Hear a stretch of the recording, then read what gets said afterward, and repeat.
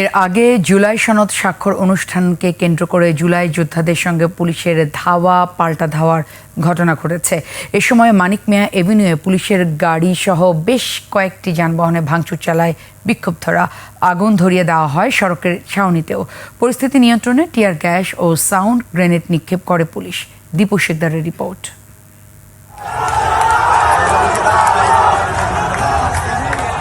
তিন দফা দাবিতে সকাল 10টার দিকে নিরাপত্তা বলয় ছাড়িয়ে দক্ষিণ প্লাজায় প্রবেশ করেন শত শত জুলাই যোদ্ধা।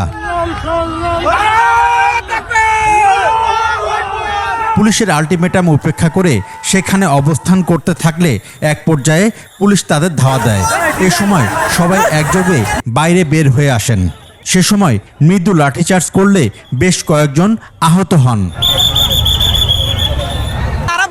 যে তারা এখন করবে না, তারা এটা পেশ করলো, পরবর্তী সিগনেচারের পরে এটা অ্যাড করবে। এই জুলাই সনদের নাম নাই, তাদের সুরক্ষার কোনো আইন এখানে পাশ করা নাই।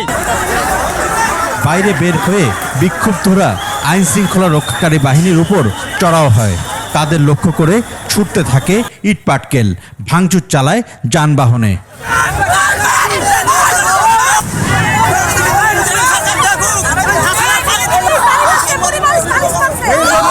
এ সময় তাদের মধ্যে শুরু হয় ধাওয়া পাল্টা ধাওয়া।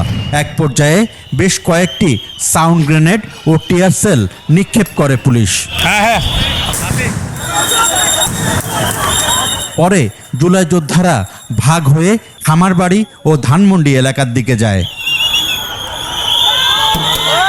এ সময় অনুষ্ঠানের জন্য বসানো দুটি অস্থায়ী ছাউনিতে আগুন ধরিয়ে দেয় তারা।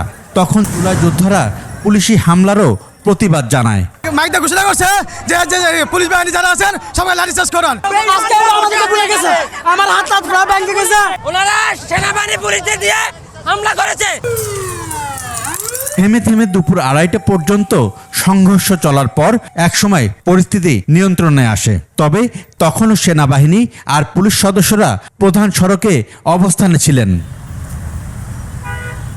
দীপু শিকদার, 21 টেলিভিশন, ঢাকা।